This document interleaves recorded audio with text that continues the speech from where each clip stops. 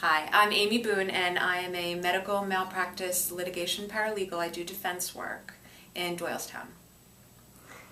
Now, what inspired you to take this route?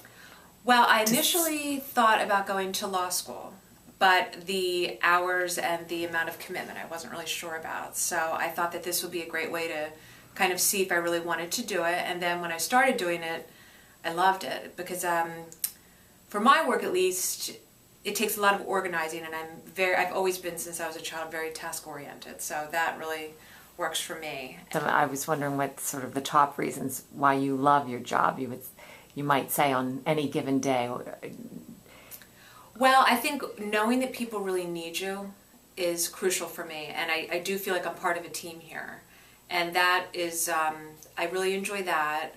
And I love that, at least with my work, I can work very independently. I mean, if you make a mistake, you're going to hear it. But generally, if no one needs to talk to you about everything, then you know you're doing your job right, which is encouraging. Now, how about the top few frustrations Oh, attached to your job?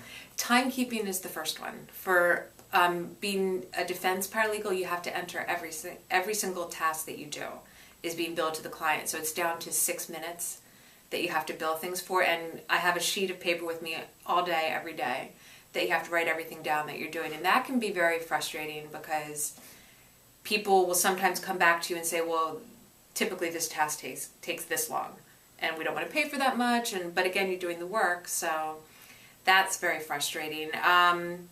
Sometimes the attorneys are just too busy for you, and I understand that, but you also have to be able to come in and say, hey, listen, I need to talk to you. And even if it's a frustration for them, it's going to be worse for everybody later if you can't sit down and talk right now.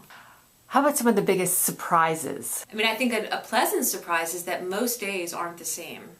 You know, you come in and, you have your cases that you're working on, but it's almost like these different stories that you're working with every day. So that's been interesting.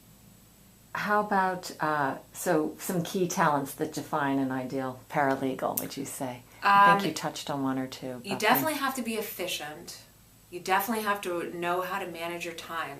You kind of have to develop a tough skin because people don't want to be bothered sometimes, but you have to learn how to be assertive that way. Even though I do work independently a lot, you still have to learn how to assert yourself. And if you make mistakes, you have to come right out and say it. Because if you screw up, it's just going to come back later. So even if it's uncomfortable, you do have to be able to do it. And you have to be able to work independently and just jump right in there when it calls for it also, even doing the littlest of tasks. That sounds great. I so appreciate your time, Amy. Oh, you're welcome. Thank you.